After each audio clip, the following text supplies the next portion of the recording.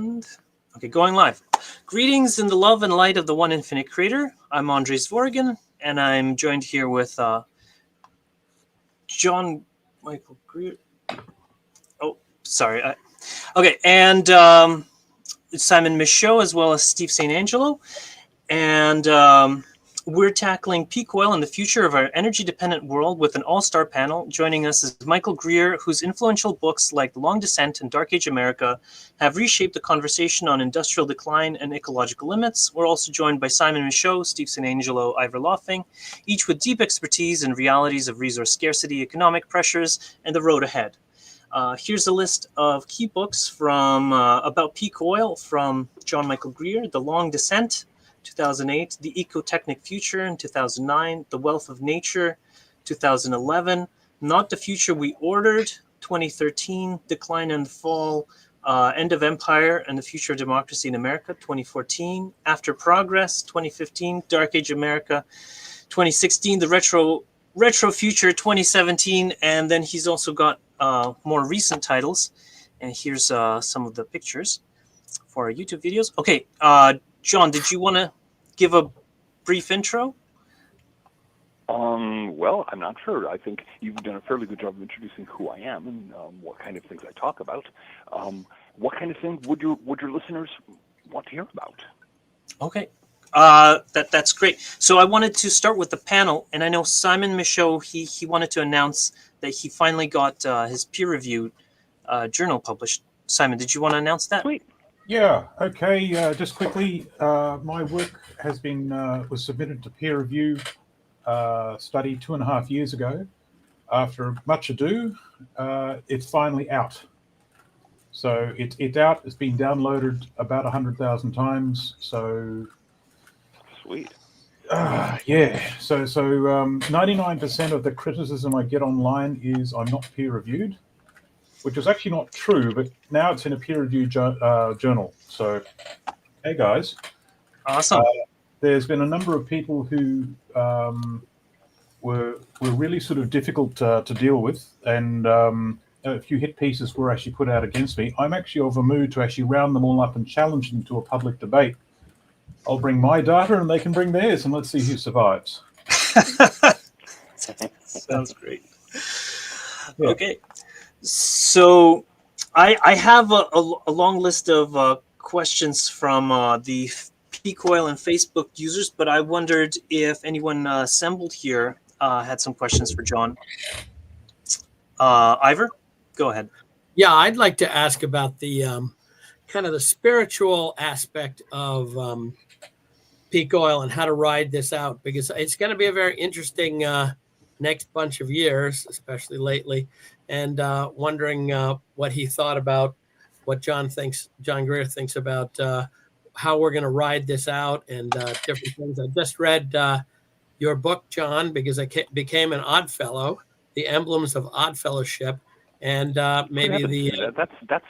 That's a book that very few people have read. I'm delighted to hear that. Yeah.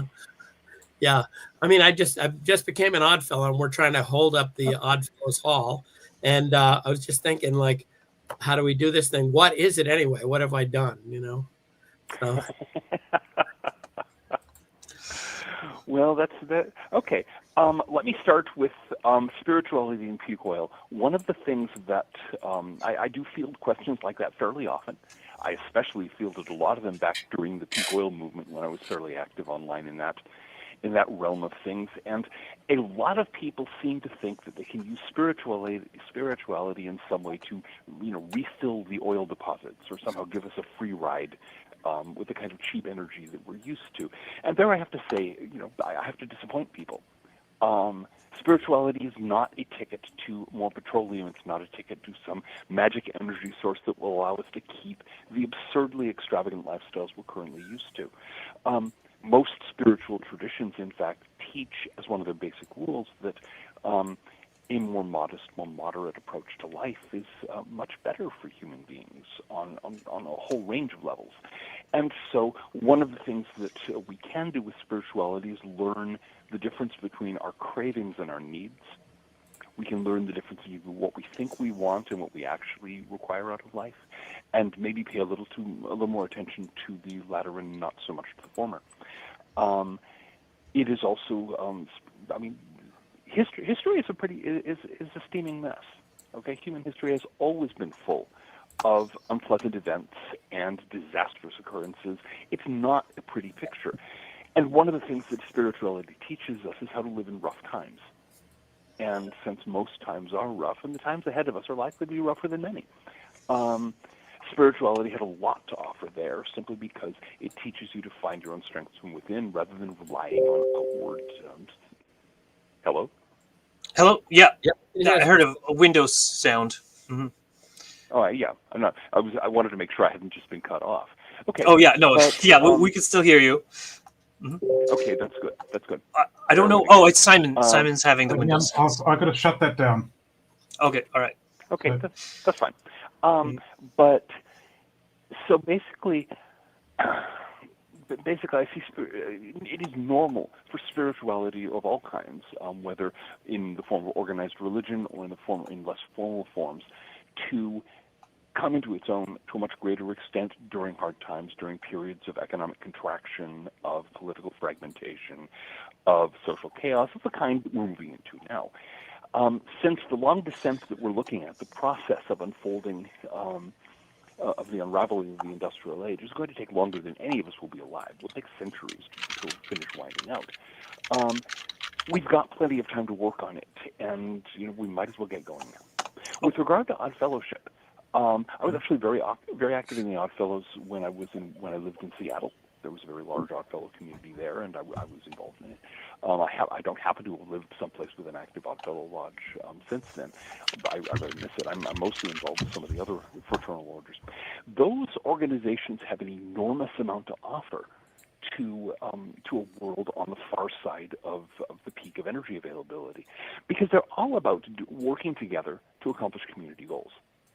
They teach certain crucial lessons on how to work with other people, and a lot of those stuffy old traditions that you'll get in the Odd Fellows, in the Grange, in many other such organizations will teach you how to organize groups that will get things done rather than just sitting around bickering all the time.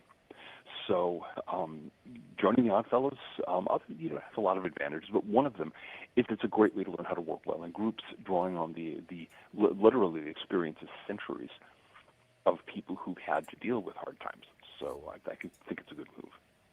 Thank you. Yeah. So far, That's great.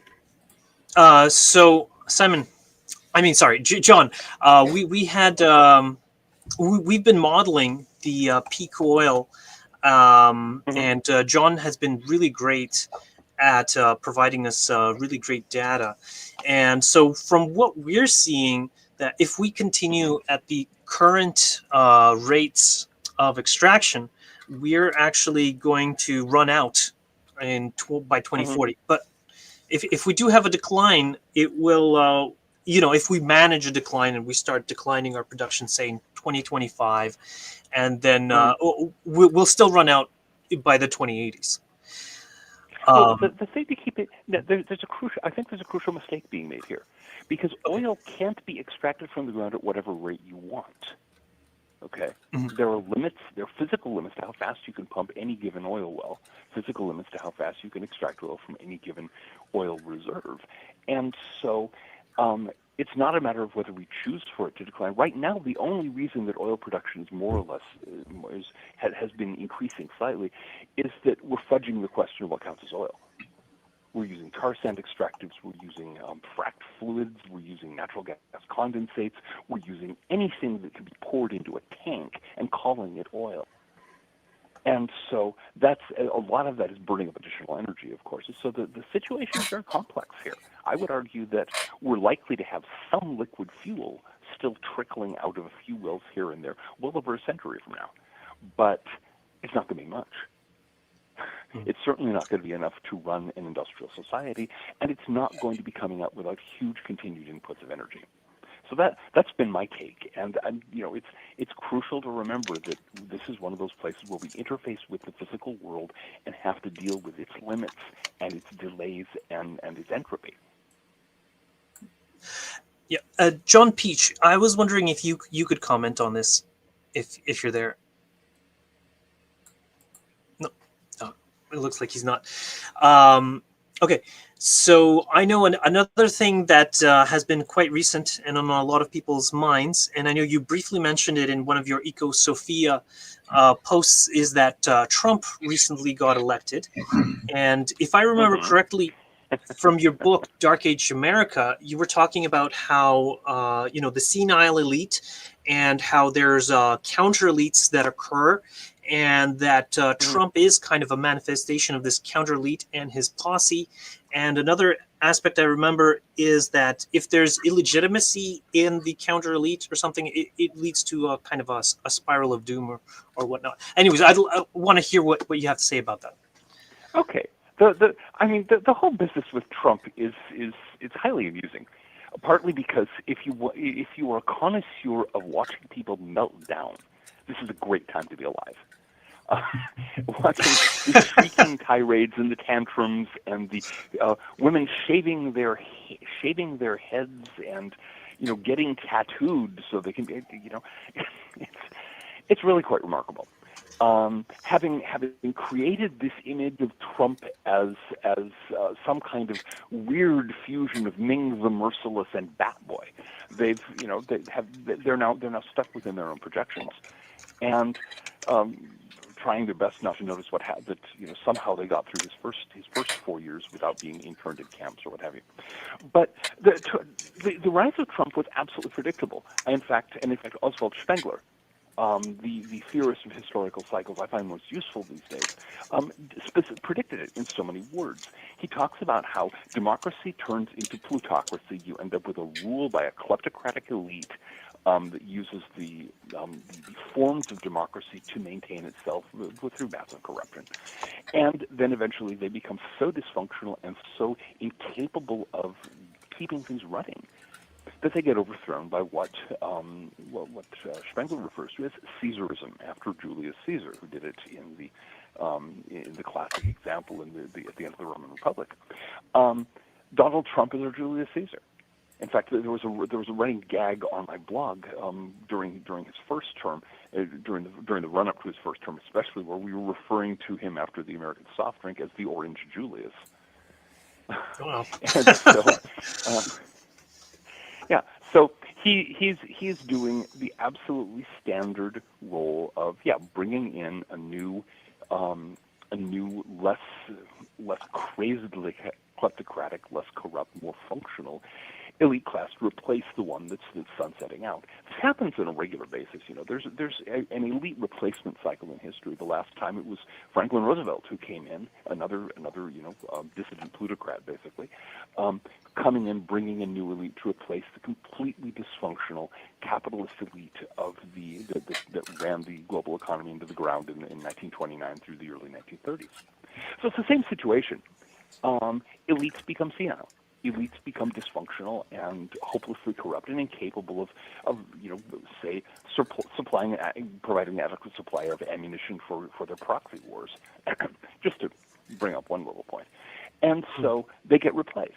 We're in the middle of such an elite replacement cycle where the bureaucratic corporate elite is being shoved out and replaced by an entrepreneurial elite. Okay, so what's going to happen? What's going to happen is that we're going to see the federal bureaucracy and the federal budget cut drastically. That has to happen anyway. The United States is effectively bankrupt. And so it has to go. It's going to have to shed a lot of government expenditure. It's going to have to shed a lot of government programs to get to the point that it can survive without the constant inflow of currency from overseas that it gets from the dollar's fading role as the currency of global exchange. So Trump is simply part of that process. And the hysterical meltdowns that he is inspiring are another part of that process. I'm sure we'll hear quite a bit of that in the months and years to come. Great, thank you for that analysis. And I know Simon Michaux is with us, and he's done a lot of analysis on the minerals and different ways of transition. And I know you Mhm. wrote that book on you wrote several books on ecotechnic future, and I think there's a pre-order for one coming out too. So I was wondering if, you could talk about that, and then maybe we'll hear from Simon what he thinks as well. And Yeah. Well, now of course I'm a mineral specialist. One of the things that I have to, I mean, none of us can hold the entire picture in our minds. And so I listen to mineral specialists and people who've really done the deep dive into the various non-renewable resources. From the point of view of history, which is my major background here, it's clear that we can't continue using non-renewable resources at an unsustainable pace. Do we have enough to do a transition? Well, that depends on what kind of transition you want. I don't think it's. I would be very surprised to hear that we had enough of the whole range of critical mineral materials to enable us to do any kind of a transition that leaves us with the same kind of technological society we've got now. Au contraire, every layer of new technology we add adds a new set of dependencies, a new set of vulnerabilities, and meanwhile the supply of minerals continues to contract. To some extent that can be remedied, to some extent it can't. But given the decline in net energy that we're facing as petroleum sunsets out, as light sweet crude sunsets out, we're forced to deal with ever more expensive to process forms of petroleum.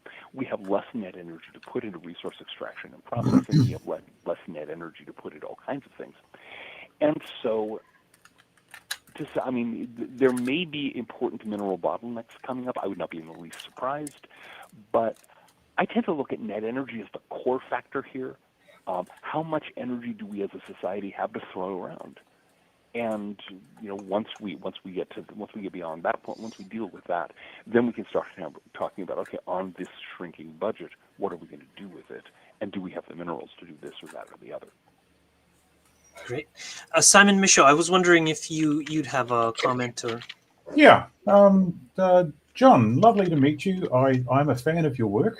So for me, we're actually at a macro scale inflection point. I call it the discontinuity. My basic training is physics and geology. And in geology, when you have a geological unit that cuts across all these, that whole system's been rotated and then eroded back, they call it a discontinuity. Anyway, the scale of what we're dealing with here is a couple of centuries ago, there was a civil war in the Catholic Church called the Reformation. And that weakened the Catholic Church to the point where an entirely different form of thinking could take over that kicked off the age of enlightenment, the age of reason.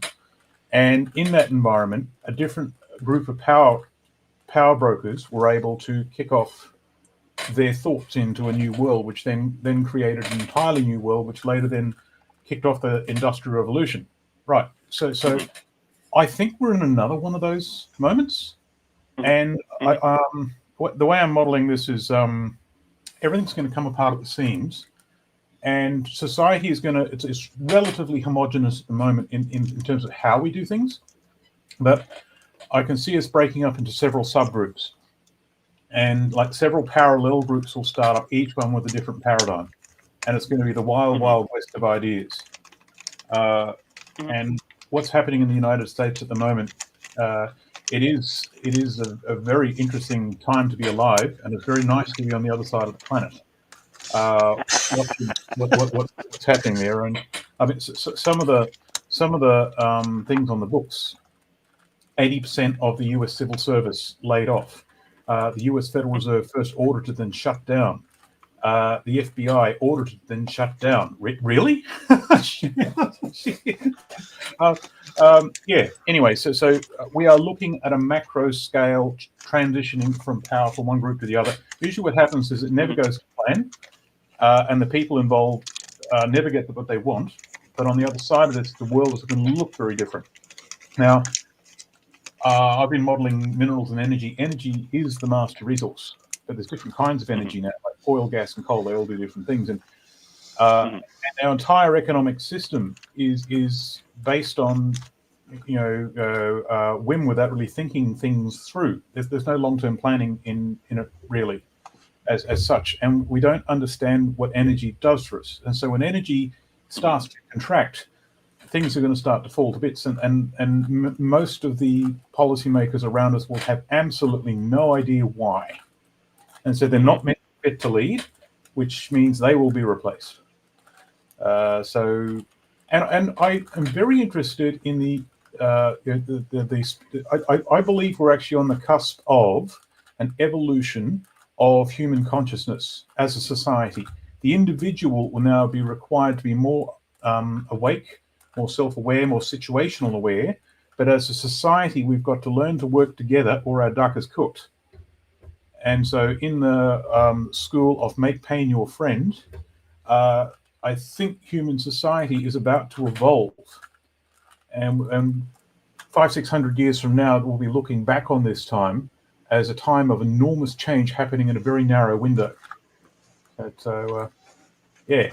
Anyway, that's nice to meet you, John. A pleasure likewise. We'll see about human social evolution. I mean, the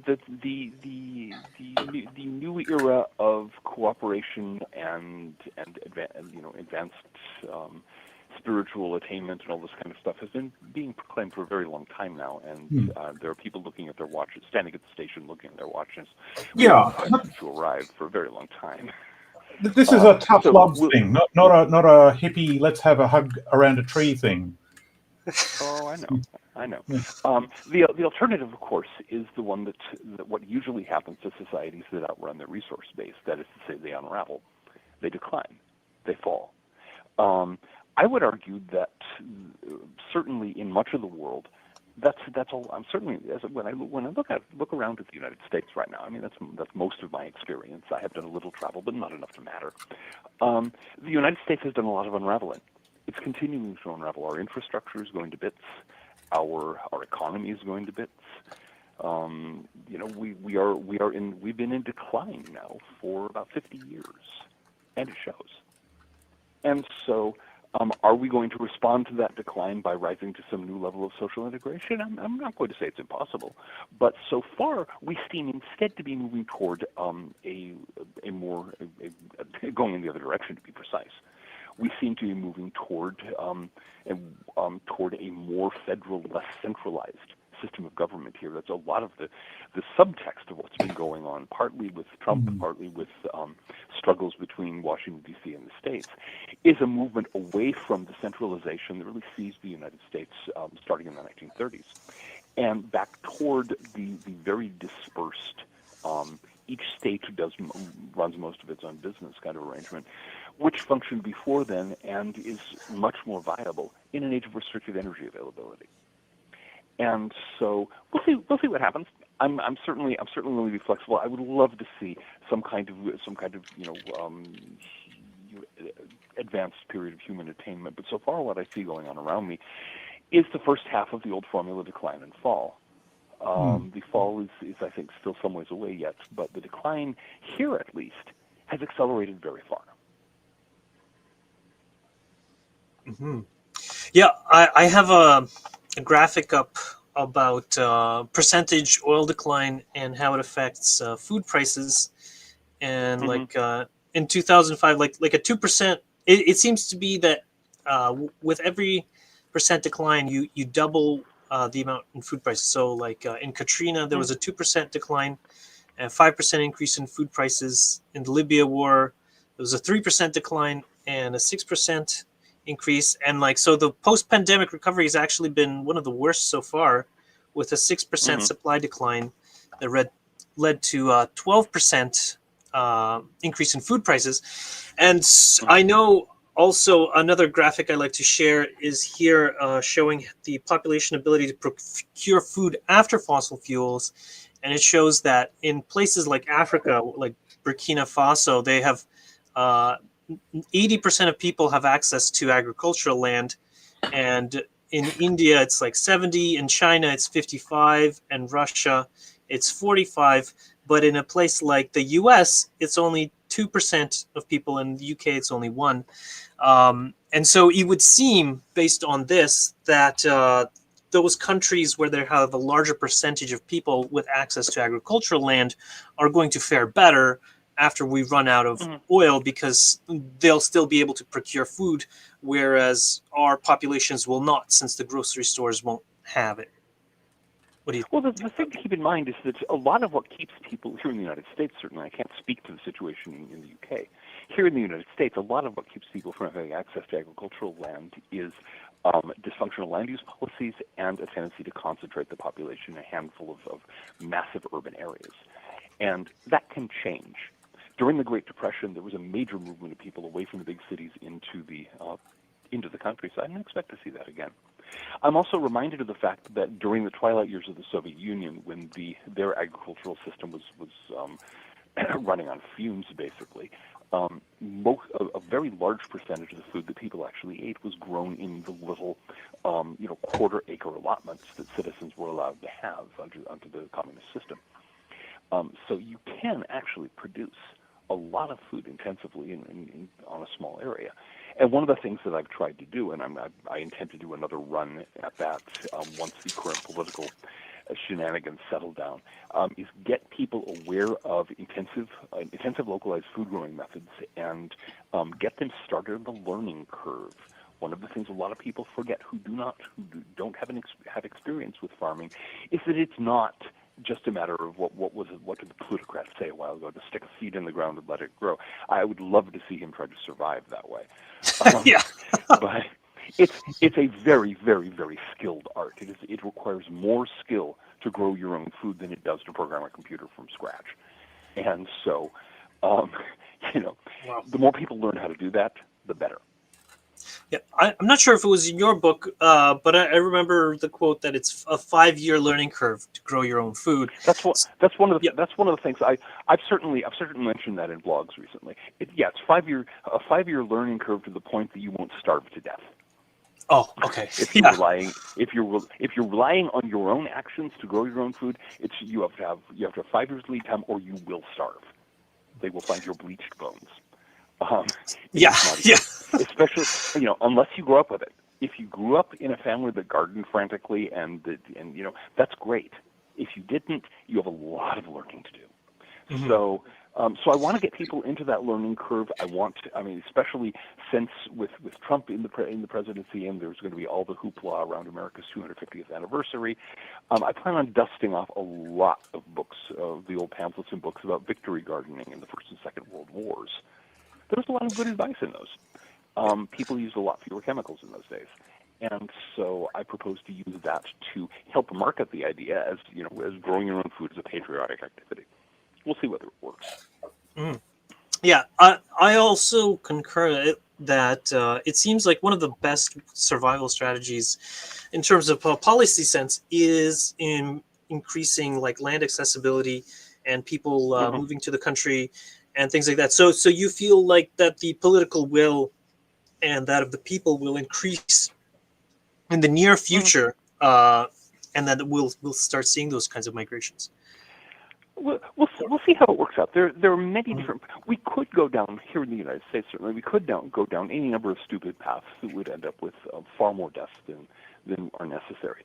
But I think the idea of moving to the country, the idea of doing the victory garden approach, or doing these various things, is very deeply rooted in American culture. And I think if we don't have, the way the mainstream media is nowadays has been literally circulating stories insisting that growing your own food is bad for the climate. Oh, right. This is being funded by the grocery industry. It's being funded by Big Ag and the grocery stores. Because, come on. But the fact that they had to do that, the fact that they were panicking enough to be circulating these things saying, no, don't garden, don't grow your own food, don't do things for yourself, shows you that there are people moving in that direction. And so I'm hoping that will develop enough momentum to make it politically useful for the incoming elite class to cater to that. Yes, good points.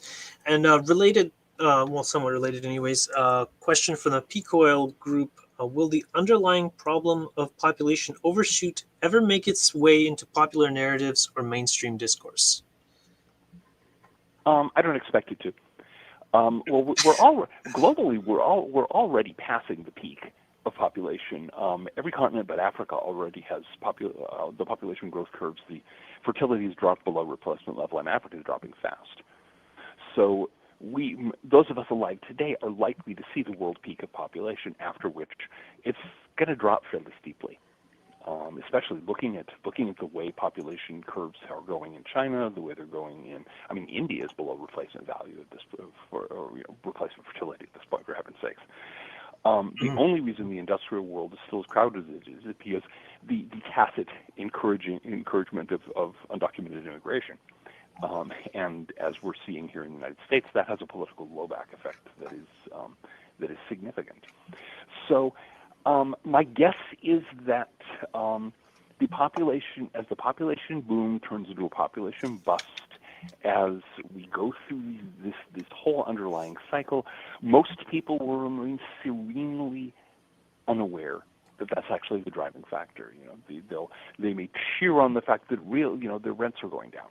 They may, as population begins dropping sharply, they may mourn the fact that they can't get this or that, or all the various changes that cascade through as we move from a growth economy to a contraction economy. I would be very surprised if more than those of us on the fringes pay attention to that underlying pattern. It is so deeply ingrained in the Western mind to think of history as something that we make, as something that we choose, we go out, we have this glorious vision, we go marching off a cliff, as often as not, but we have that glorious vision. That's our view of history in this culture. And it takes a huge effort of imagination and will to step off that and to see history as something that makes us, as something that happens, being driven by ecological forces primarily, that don't have anything to do with human vision and human will, that are simply the consequences of choices made in all ignorance 200 years ago. So we have an attendee here, Jonathan Frost, who has a question. John, did you want to unmute and ask your question? Yeah, sure. So you guys all know all this stuff, so it's a real joy to be around people that actually get this stuff. So does everyone around the room, can anybody fault that oil reserve graph from John Peach that shows the conventional oil reserves hitting zero at 2038, 2040? Because I can't fault it. Well, I could. Yeah. It was. I'm the one that made the projection. John Peach just did the information up to 2023. But go ahead, John. I was going to say the way to fault it is that we don't really know discovery and production data all that well. I think production data is probably the most well known. Discovery data is next, and actual reserves. People that claim that we have tons of reserves, that's just, to me, is nonsense. Which is why I went that route. Is I took the best discovery data that I could find and the best production data that I could find, and built the cumulative graphs of those two and subtracted them to get sort of reserves of what I think it really is. But I don't know how good that stuff is. It could be wildly off. But as a physicist, plus or minus 5 years, plus or minus 10 years is perfect. Right. I agree with you there too. It's not going to make a whole lot of difference in the end. I think we're in big trouble one way or the other. Oh, and no question. And the second question there was, I pressed the button in AI and I said, "What's the carrying capacity of the United Kingdom without oil?" And so current population is 50-60 million. It said without oil, carrying capacity is about half that. And then broadly speaking, because of fertilizers and stuff, So again, Mhm. do we have is there a consensus around the room that the carrying capacity, food production carrying capacity of the globe is in the region of 1 billion population? I don't think anyone I knows. don't. It would be very difficult. I've seen estimates ranging from 1 to 2 billion, but certainly it isn't 8 billion. We can all agree on that, I'm sure. Yeah. See, how you grow your food, what are your inputs to it? Like there's so many things in there that are so rubbery, and a lot of the information we have is so dodgy. Like the information that we think is actually secure and blue chip is actually corrupted. And so then we've got the idea of a shifting, biosphere, species die-off, ocean acidification, land degradation. The idea that the environment that we've got to work with in the next 50 to 100 years is the same 5 centuries ago is not correct. So, And what do you do? That's very important. And that's really what I wanted to get at. And again, that is exactly my point is that as Simon said, that the underlying data isn't there. I mean, I tried getting this, for example, biofuel productivity from a field here and there, and you scour the literature and there's not a lot there, and then they forget to tell you how much fertilizer they put on and that sort of thing. So I really appreciate your rough. I'm in the right ballpark in that it's much more uncertain and than we might appear. Thanks, guys. I just wanted to add to that I think if I remember correctly, the historical population of England was like 5 million, like pre-industrial time. And so we like, I think ChatGPT gives you very optimistic projections saying that you will be only half the population. I think that in with the Tainter's book, he was saying that 94% population decline is more normal or regular. Broadly speaking, when a civilization collapses, it bottoms out at around 5% of the population that it had at the peak. So if that happens, and that doesn't happen because everybody falls dead of a sudden. It happens for the reason that the multiple reasons the population is contracting now in most of the world. There are a whole range of factors that come into play as a civilization declines that all tend to reduce births and increase deaths. And that's the situation we're in. I think it's entirely possible that 200 years from now, for example, the human population of the globe could be well under 500 million. And think of what happened in Britain the last time around when Roman Britain was a highly urban, densely settled society. And then I think it was in the 7th century, was it? There was a war between two claimants for the kingship of Wessex, and the two armies they brought to this battle totaled between them less than 200 men. If you read early Anglo-Saxon poetry about the ruin and so on, it's very obvious there were a tiny scattering of people living in this vast empty space, full of ruins left by, quote, the giants and gods of ancient times. And so that's the kind of thing that happens, that kind of drastic population contraction. England in particular has been through the cycle before. I'm currently reading a book called Deserted Medieval Villages. There's a lot of them. Britain went through a peak in population before the Black Death and so on, and so there are something like more than 2,000 ruined villages scattered around England that were abandoned at the end of its medieval boom and have never been resettled. Well, yeah. Yeah. Welcome to the future. For sure. Seriously, I want you to imagine a world in which the cities that we have now, most of those are big ruins that are visited mostly by people who go there to scavenge steel. and where Yes. you have a scattering of farming villages, and that's most of human settlement. I want people to start getting their heads around that, and out of this Star Trek fantasy of we're going to trample the stars beneath our 7-parsec boots and all that rot. So I read this also. It's a book called Mass Dreams of the Future, and it was actually touched upon this, and it was saying that at least for people on the surface of the planet, the urban salvage economy was one of the kind of lifestyles of the future, and then there was the rustic Amish, and so the urban salvage economy was just like what you described, where they were basically going in just to get the rebar and things like that.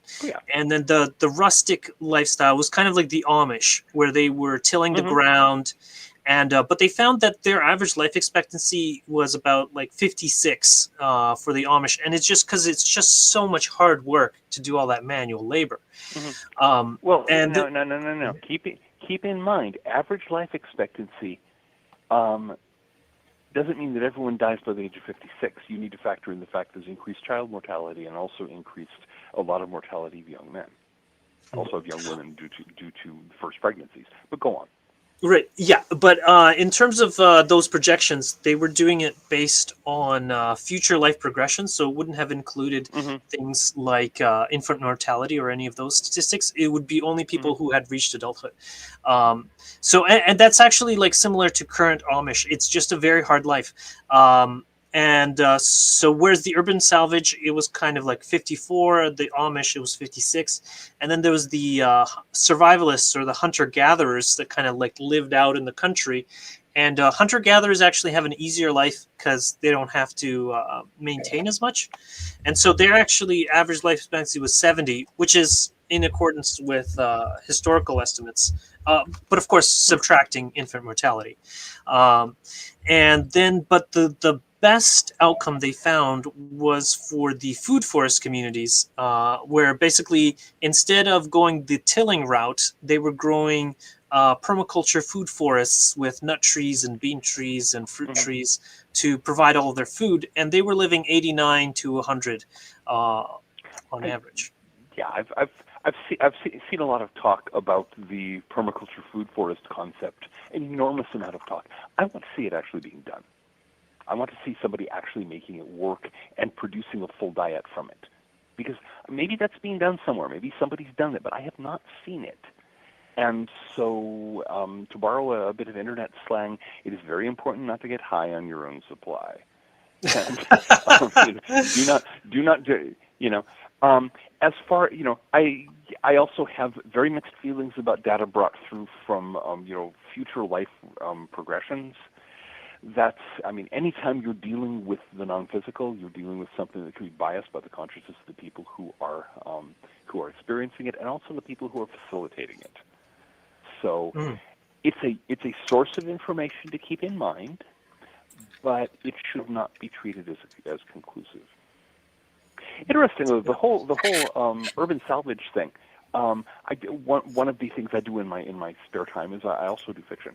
And one of my novels, Stars Reach, which has just been reprinted, the main character is a ruin man. That's what they call them in 25th century America, which is what America has turned into in that day. And that's how he makes his living. He's part of the Guild of Ruin Men, and he goes into ruined cities and pulls out steel. That's their metal source. It's very convenient for them. Nobody digs in the ground. Why bother? Just go tear out the remnants of an old skyscraper. Mm-hmm. Very good. And I have a question here from Mark Kelly. Since we're at the limits of growth now, have BRICS left it for too late? BRICS in the sense of the alliance, yes. So Russia, India, China, South Africa, and so on. Okay. No, because one of the things that makes the Western world right now insanely vulnerable is that we're propping up our lifestyles by extracting wealth from the rest of the planet. It came in ways that are far from just or equitable. It came out, for example, when the country of Niger in Africa threw out its Western-backed government and put in a military government and invited Russia to come in and help them out. Uranium right now costs what, $200-something a kilo, 200, still above 200 euros a kilo. The French government was buying uranium from Niger. Niger has huge uranium mines. They also have a lot of gold, but they were getting their uranium from Niger for less than €1 a kilo. They were paying these absolute below rock bottom prices. They had a sweetheart deal through the government. This kind of thing goes on consistently all over the world. That is why the United States, the rest of the English diaspora, and Europe have the inflated lifestyles they currently do. And I think you're going to find that the BRICS Alliance is doing, the rest of the world and the rising global South is doing, is saying, no, we're going to take back our own wealth, because there's still enough of us. I mean, there's enough of it to raise us to a level above, quite a bit above where we are now. The only downside is that now Europe and North America and Australasia and so on are going to have to live on what they can, on the wealth they generate themselves. Mm-hmm. And that's going to be a very, very rough road, especially for us in the United States. We're here in the United States up until quite recently. The United States has 5% of the world's population. And we were actually living on 1/3 of the world's manufactured product, 1/4 of its energy resources, and 1/4 of its raw materials. We were not doing this, I promise you, because everyone was just so happy with us that they loved to give it to us. We were doing this because we were extracting it by various sleazy, unbalanced needs of exchange in a kind of second-hand empire gimmick. And so as we have to retool down until the 5% of us in the United States are living on 5% of the wealth, that's roughly an 85% pay cut for all of us. And so it's going to be a really rough road. That said, people in Russia, people in China, people in Brazil, people in India and South Africa, and the other countries that are flocking to join that new alliance, they can expect, at least for a while, their lifestyles to remain stable or to rise as wealth stops being extracted from them to prop us up. So it's quite reasonable for them to want to do that. It's just going to be a rough road for us. Right. And related, I had a question from Leon Mead, and he's wondering if there's a prediction of civil war based on the failure of multiculturalisms and rising factions and overshoot, that kind of thing.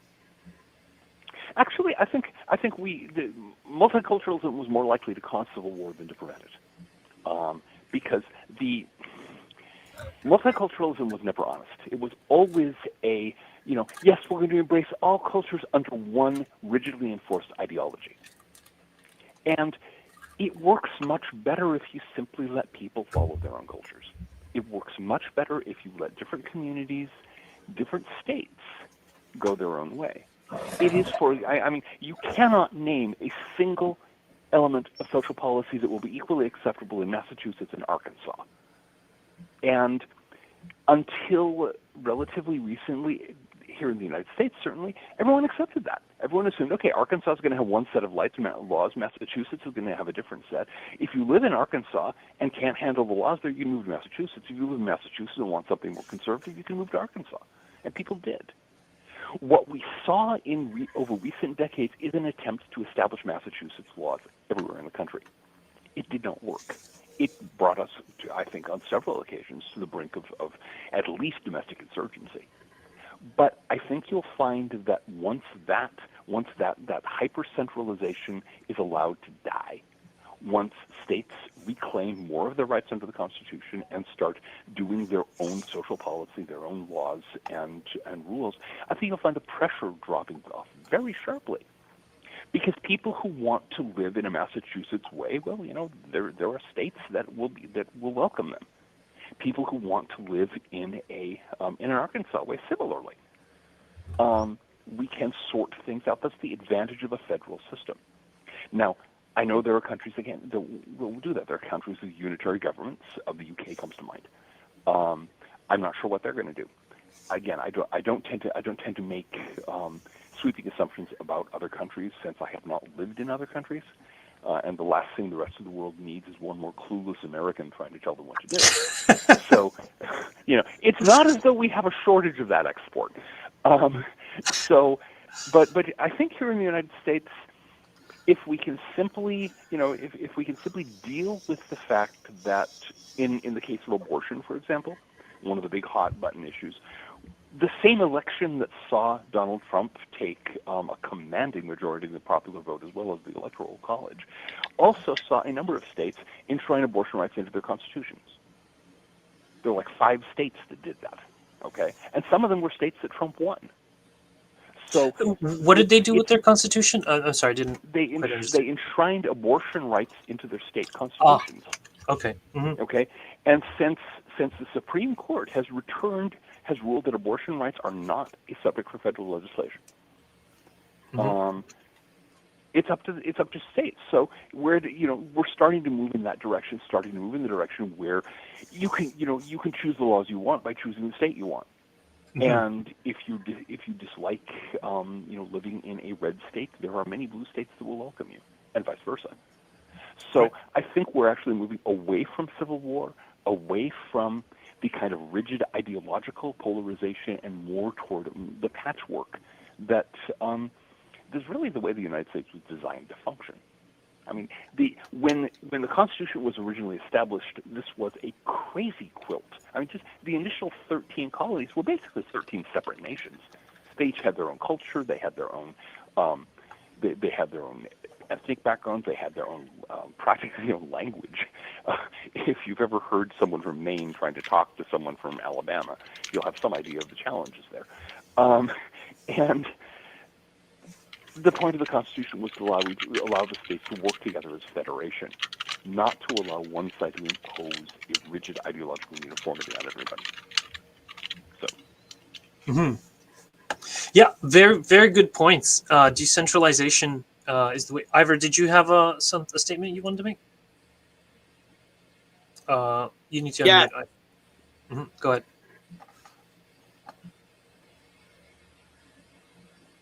Ivor, you muted yourself again.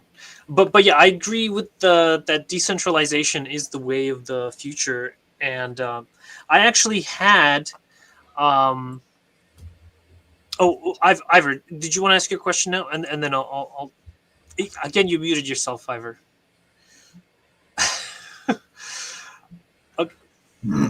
Okay, now we're there. Okay. Yes. Okay. There's a book by Woodard, and he talks about the different nations in the United States. And one of the interesting things was he said basically New England spread its net all the way across the country, all the way out to Oregon. And that was, the school teachers and the value of education, different things. And that became kind of the standard for a lot of the United States. I mean, especially, and of course, it caused a lot of trouble around the Civil War. But the idea was that these kind of schoolmarm New Englanders pushed that world of education and rationality, etc., all the way across the country, along with their Unitarian churches and the congregational churches and different things. And I agree that it's not good to push that to people who really don't want it. But if we're going to have a country, I think we have to agree on certain norms and certain ability to not enslave people, for example. Anyway, that's my thing. Well, the whole point of having a constitution that can be amended is that certain norms can in fact be established and enforced. For example, the abolition of slavery. Yeah. That was it took us a war to do it, but that's in the Constitution now. That's one of the norms that every state is bound to enforce. The 14th Amendment imposes certain limits on how states can control who has the right to vote, similarly, and so on. And that, you see, that kind of discussion where we say, okay, what are the norms that we need to function as a nation? That's a healthy discussion to have. But it needs to be discussion. It needs not to be a handful of privileged people saying, well, this any thinking person will agree with this, and if you don't agree with me, I'm going to yell at you and call you a racist. Yeah, I mean, I agree with that, except that, okay, for example, when they had to integrate the schools down south, they had to have the federal government right there to make sure that the people come in there. So I know that's not going to be popular, but it took the federal government to push. But that's why we have a federal government. I'm not saying we're going to abolish the federal government. I'm saying there are things where the federal government needs to intervene, and there are things, but there are also aspects where the federal government has ended up with its fingers in far too many pies. And since we can no longer afford the size of federal government we have now, we can no longer afford that bloated bureaucracy, there's going to be some trimming, and there's going to be some adjustments, and some people are going to be very unhappy. Oh, I agree with you there. I definitely agree with you there. We're going to have a lot of very unhappy people pretty soon, I think. Oh, we already do. Go online and look for check out any place the liberals hang out. You want to see unhappiness? They will provide you with plenty of it. And the thing is, there are already Trumpistas who are whining about this or that, a cabinet pick or so on, and there's.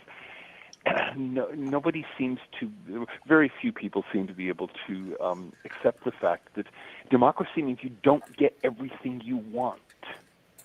Democracy means you have to compromise. How's that for a horrible prospect? But, as Winston Churchill says, democracy is the worst possible system except for all of the others. I agree. Simon Michaux has his hand up. Oh, sorry. Yeah, take it down. So I've been, I was part of the prepper community. I tried to bring concept of peak oil to the mining industry about 15 years ago, and that was the first time I was burned at the stake. I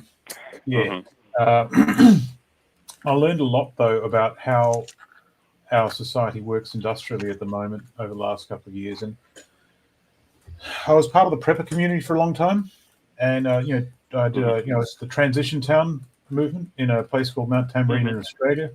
I was part of a group that actually was trying to organize. So now what I'm trying to do is all the things that we're sort of looking at, I've got a threat matrix. And so instead of trying to solve the problem for 8 billion people and trying to sort of get people to, wake up, guys, come on, let's talk about these sorts of things. I've decided that most people don't want to know. So now my approach is to round up a small group of like-minded people and try and work with and discuss with them, can we change the rules of how we see all this?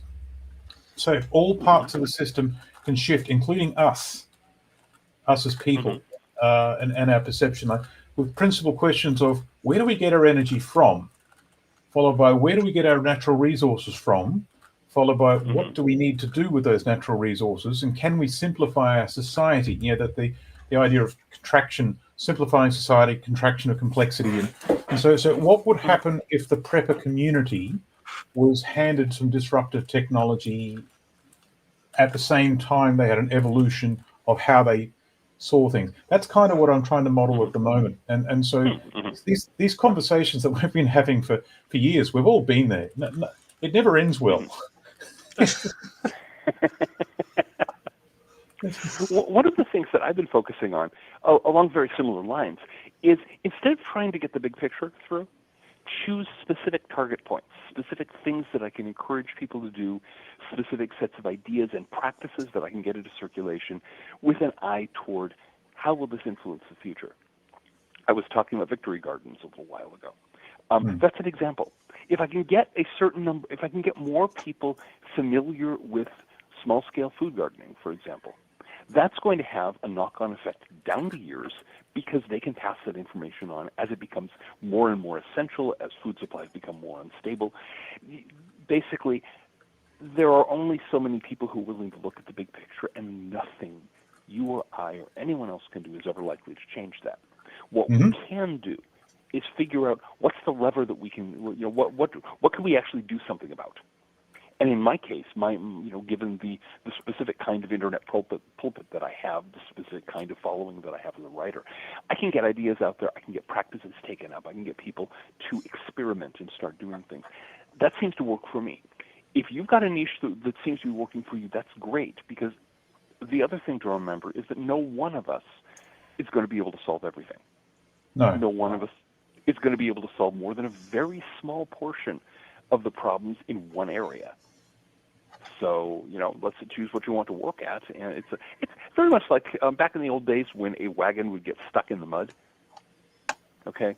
No one person was going to push it out of there. But so everybody kind of gathered around and grabbed onto something and shoved. And somebody's pushing this spoke of the wheel, somebody's pushing that spoke, somebody's pushing on the back of the wagon, someone's pulling on the front of it, and eventually the wagon gets out of the mud. That's very much the situation we're in now. We all simply have to decide what are we going to push and pull at, and let's see if we can make it happen. So I had this idea regarding the decentralization and subsidiarity of these sustainable villages, and it's a kind of a subsidiarity hierarchy based on superior highly composite numbers. And so you like of a family, you got about like 2 adults and 2 to 6 children, and then they kind of select a head family member that will represent them at the community level, and the community is like of 60 people, and then you say you have 10 communities come together, then you have, so 10 families, so that's 60 people, and then a village is 6 communities, and that they do like local governance, and the neighborhood of 14 villages, city of 11 neighborhoods, county of 13 cities, province of 6 counties, and so on. You can actually scale that up all the way to the planetary level, and then at each level, it's not everybody voting for each level, but rather if you are, say, one of the county councillors, then you can select who's going to go up to be your provincial representative. And so I think that kind of maybe a system, like kind of an upgrade from our current democracy, because our current democracy has this issue that many people have noticed, that we tend to elect the kind of lowest common denominator that all people can understand, but that's not necessarily the most intelligent or most able person for it. But if you have these kind of people at higher levels deciding it, who have already been selected as some of the more capable people, then maybe we'll have better leadership. I don't know what are your thoughts on that? Okay, on the one hand, it's I've seen things along the same line. It's an interesting idea. It would be interesting to experiment with it in some kind of setting and see if it has the predicted effects. Secondly, I really hate to rain on your parade, but it's great. It's one thing to plan a new society. It's another thing to get anyone to carry it out. And I recall, during periods of peak utopianism, which happened quite frequently, by the way, everybody, I think, was it Thoreau at one point mentioned that in his time, everybody that he knew had a plan for a new society in his back pocket. And okay, my question is, what are you going to do with this? How are you going to turn these ideas into something that might actually affect anybody's life? That's my question for you. I don't require an answer, but just be aware that it's one thing to come up with the idea and another thing to actually make it have any effect on anybody. Go ahead.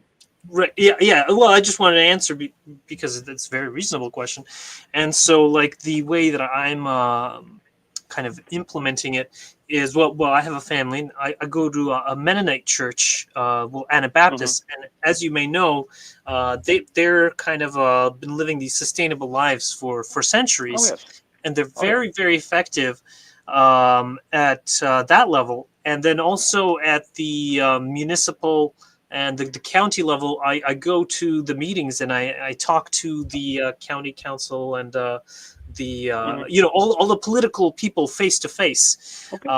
because in the spiritual works that I like, the Confederation of Planets, I know you like the Druids, but they say that the main problem with our society is that there's too many people at the top and too few people at the top and too many at the bottom, and that politics can't actually occur unless you actually know the person you're interacting with. So I actually go and talk to these politicians face to face and get them to understand what I'm talking about and things like that. Well, I think the basic idea of getting more involved in politics at the local and personal level, that's very crucial, and it's something that, I mean, we saw here in the election. We saw how that paid off massively for the Trump campaign. They had people on the ground in a whole range of important swing states that swung the states. Scott Pressler in Pennsylvania is one of the most famous of them. But they literally did a ground game, and they're currently encouraging people to stay involved, stay active. I saw a meme, of course, you know, the elections being what they are now. I saw a meme in one Trumpista forum right after the election saying, the most important vote you cast in this election was not the one for Trump, it was the one for your city council members. So this consciousness that the lower levels of government are also accessible and also have to be engaged, also have to engage you, that you can engage these things personally, you can make a difference there. That's starting to spread, and I think that certainly is a very useful approach. Whether they're willing to revamp the entire system into the form that you've described, we'll see. But, I mean, I wish you well. But certainly the strategy that you're talking, and the strategy that more and more people started to use of actually getting involved is first rate, and I hope to see much more of it. Ivor has another question. I'm just okay. There he is. No, you muted yourself again, Ivor. Okay. It just Ivor. Keep your hand away from the mute button. I don't know why for the stupid thing. I like the idea of taking moribund institutions like the Odd Fellows, or there's a local grain that's sort of been taken over by more people. I mean, we had 13 people become Odd Fellows, which was the most that's happened in a long time, and sort of get that going. And then there's a local Grange that was taken over by a group of people also. And I think, you know, they have all that antiquated stuff underneath it, but they also have a very reasonable size building for local events and very nice, you know, a good structure to work with. And I think if people started doing that, if they can do it, it's a rare opportunity that you get to take it over and make it happen. But there's a bunch of punk rockers. Don't reject the antiquated stuff. That stuff is there for a reason and has lessons to teach. So go ahead. And they have a structure. There was a bunch of punk rockers that actually took over an Odd Fellows Lodge in Burlington, Vermont. And all of a sudden, all these young people have taken over, and they had 40 new members last year. And they're doing clothes drives. They have a food bank. They're punk rock, of course. And I just thought it's so cool that this group was able to take, and they painted the whole outside of the building with all sorts of cool Odd Fellows regalia and things. And I don't know, it just seems to me that if you can find a place to do that, it is a great thing. And I also looked around at the recent meeting, and I realized that almost everybody at our Odd Fellows group was younger than me. And I thought, okay, let them deal with it. Let's them take it over and make it happen, you know? So I don't know. I just kind of feel like, you know, you can join the revolution that's in process, sort of jump in there and have it happen. You know? I think it's an excellent idea. There are a lot of these old institutions which were actually very important centers of community organization and civil society. Back in the day, they were surplused and more or less shoved out of sight by the coming of the mass media society. No, don't go meet your friends and neighbors. Sit home and watch television instead. Was the basic message that people got after the Second World War. I know this will probably condemn me in the eyes of many as a reptile person or something like that, but I'm active in the Freemasons along very similar lines. And in many jurisdictions, Masonry is getting the same kind of thing. It's getting a lot of young men who are looking for something that has some meaning and value and something that will allow them to give back to the community. And so, I mean, when I joined, when I originally became a Mason in Seattle, the lodge that I belonged, I was the second oldest person in the lodge. They'd been through a major shift in the not too distant past. But yeah, this can happen, and it can lead to a lot of good. I mean, keep in mind it was the Freemasons who organized the American Revolution. Yeah. So it is, it's an institution that's capable of catalyzing enormous change. But the same is true. I mean, the Grange was the force that overthrew the railroad monopolies in the late 19th century in America. The Grange was an immense power in those days. It still has, in many Western states particularly, it has a wide range of legal rights that few other organizations have. And so there are a lot of these institutions. There's a lot of people starting to return to churches, for example. Those also have a lot of potential that's going unused.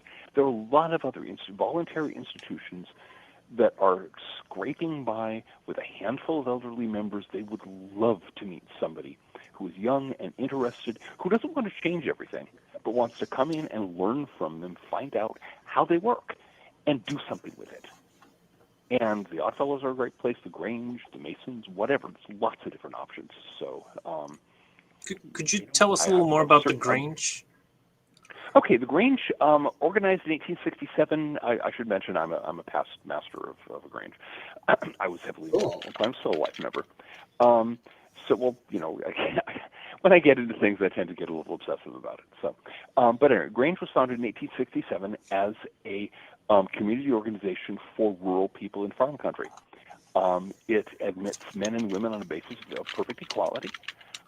In fact, there are 4 offices in a Grange that must be held by women and only 1 that must be held by a man. So most of the Granges are very, you're as like the Grange master is as likely to be a woman as a man. And the Granges are integrated ethnically. They have a long history of standing up for the rights of farm folk and rural folk generally. They have been just instrumental as an element in rural community organization, and they fall on very hard times in most parts of the country because nobody's interested. Everyone's sitting there upset, sitting on the internet instead of getting out to meet their neighbors. Anybody 14 years or older who wants to join is usually eligible to join. So, yeah. That's it. They have like all of the old organizations. They have an opening ritual. They have a closing ritual. They have simple but very elegant initiation rituals. All that stuff. Unions used to do the same thing. Actually, there's something that I'd like to see if people were to start moving into some of the smaller unions and getting those active again, not simply as the kind of corrupt institutions that the big ones are, but as what they used to be, community organizing foci. That would be great. Yeah, we built a solar electric car with my students, and it was sponsored by the Grange. A friend of mine was a local Grange master, and sponsored by them, and they helped out, and then we came and gave a talk about it and drove it around and stuff, and they really have you joined the Grange yet? Oh, I am sort of not really. I'm a sort of a quasi member of the Grange, but I'm also an odd fellow lately, so I might join the Grange. I would strongly encourage you when you have the time to consider joining the Grange. It's a great organization, and you can learn from it. And I know a lot of Grangers who are also odd fellows and vice versa. So I think. Oh, all right. Well, that might be my next one because I just sort of like the idea of taking a moribund institution that's sitting there with resources and making it into. It's waiting for you. Exactly. It's sitting there waiting for you. All you need to do is slap some shock paddles on it, and it'll be up dancing in no time.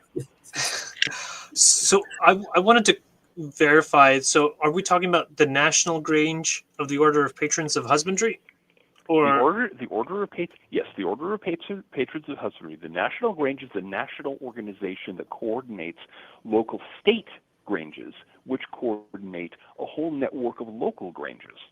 That's the normal way these things are operated. In the same way, the Oddfellows, there are lots of local Oddfellows lodges. They all answer to a state Grand Oddfellows Lodge, and they all answer to the Sovereign Grand Lodge, which is the national body.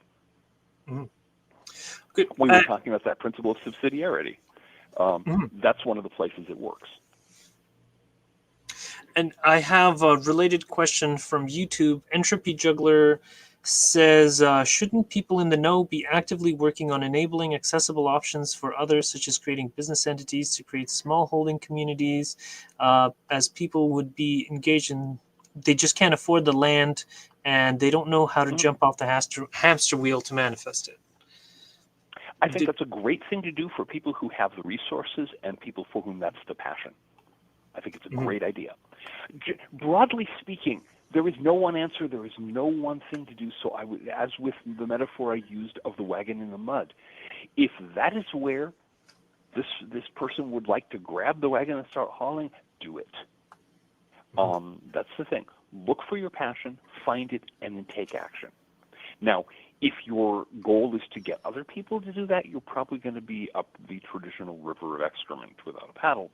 You know, we're all painfully used to, why don't you go do that?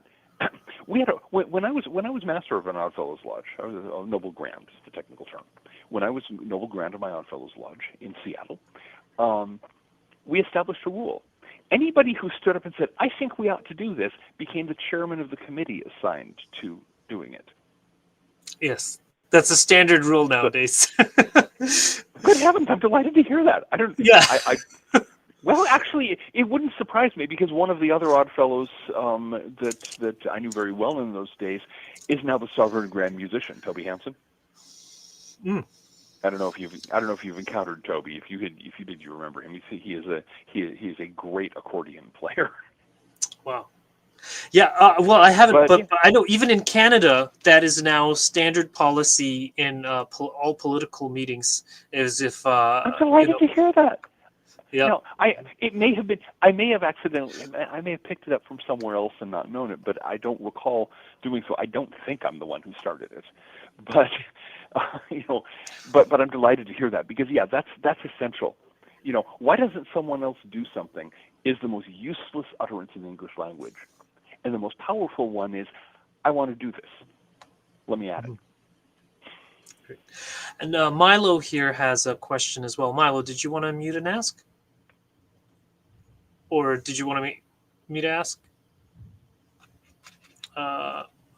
He's not unmuting. Okay, so I'll just say what he put in the chat. Dear Mr. Greer, could you please briefly elaborate on the engagement of Masonic lodges and the American Revolution? Oh, yeah. The way it worked, Masonry is not supposed to get involved in politics. And generally in the English-speaking world, it doesn't. In some European areas, that's not so often the case. But in the English-speaking world, Masonic lodges stay out of politics. So what happens is that when people, when guys who know each other through Masonry decide they want to get into politics, they spin off a separate group outside of Masonry. You've probably heard of the Sons of Liberty. Headed by Paul Revere. We all know about Paul Revere. Paul Revere was a Grand Master of Masons in Massachusetts. He was a heavy-duty Freemason.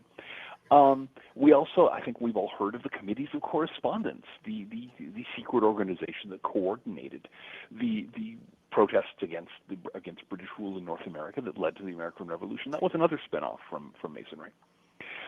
It is an interesting fact that if you go into the minutes of Masonic lodges in Boston, for the night of the Boston Tea Party, when a couple of them were supposed to meet, on the minutes, the secretary has written, "Lodge business was suspended for the night due to pressing business elsewhere." The lodges literally went out and took care of it, and so the way that it happens is not that Masonry causes revolutions. It's that people get to know each other. Men get to know each other as brother Masons. They have this toolkit of organizing, of working together that they've learned in lodge, and they pick that up and they take it off somewhere else. It's the same thing that Simón Bolívar did in Latin America. He was a Mason. Most of his generals and the people who worked with him, most of them were Masons too. And the Masonry had a major role there. The first Cuban Revolution. So That's the way that operates. Currently, since I live in Rhode Island these days, I know a lot of Massachusetts Masons. They take a lot of pride in their role in the role of the craft in the American Revolution. Mm-hmm. Wow. Well, thank you. And I have a question here from YouTube from Casper Johansson, who says, "What book or two would you bring to a shelter when the stuff hits the fan that aren't your own?" Well, it would depend on how long I was expecting to huddle in the shelter. Okay, because if I was planning on staying there for a very long time, it would probably be Remembrance of Things Past by Marcel Proust, simply because it's so long. You could probably spend a good year reading that. It's the edition that I have is 3 very fat volumes. If it was one way or another, it would almost certainly be a novel. I write most of what I write is nonfiction, but I love fiction. And as for beyond that, it would depend totally on what my mood was at the moment. Mm-hmm. Cool. And Alex McLean asks, is it better to rip off the Band-Aid, lunge into the ecosystem of energy collapse quickly, or is a slower catabolic collapse ideal? How can we learn lessons and shift paradigms quickly? Okay, the first point is that we don't have that choice. I was mentioning earlier this belief that we have in the West that history is something that people make, and the truth is that history is something that makes us. We don't get to choose how the decline and fall of industrial civilization is happening. We have to respond to it. So I happen to think that the evidence suggests that we're going to get catabolic collapse whether we want it or not. We're going to get this long, slow, ragged process that will spin out over the next 100 to 300 years. But that's not because I think it's a good idea. That's not because I want it. It's because all the evidence suggests to me that that's where we're headed, and we're already half a century into it. So, so that's, to my mind, that's the crucial point. You can't, and lots of people have tried to make drastic changes very quickly. Those changes usually fail cataclysmically, and the faster and more extreme they try to make them, the more cataclysmically they fail. That's a lesson that I think we all need to learn. In our own lives, which is where change has to happen first, you'll find it much more effective to take things a step at a time. Not to tear off the Band-Aid all at once, not to try to plunge immediately into this environmental lifestyle that you think you ought to do, but just as it takes 5 years of hard work to learn how to grow your own food. It takes a fair amount of time to learn how to live on less energy, or less money, or less other resources. I strongly recommend, make a start.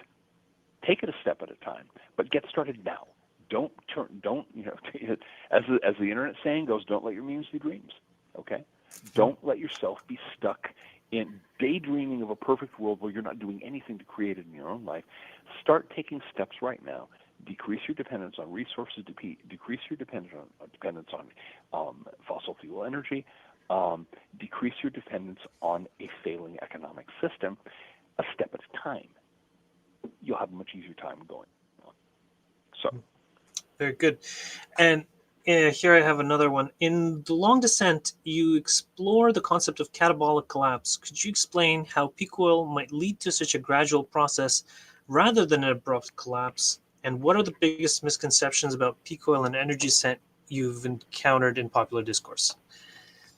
Okay, I can start by combining the two of them in a very important way, because the thing that people tend to think is that, okay, we have so much oil in the tank. They're thinking of driving a car. Okay, we have so much oil in the tank, we can drive on the highway at freeway speeds, and then eventually there will be a gurgle, and we're going to halt that.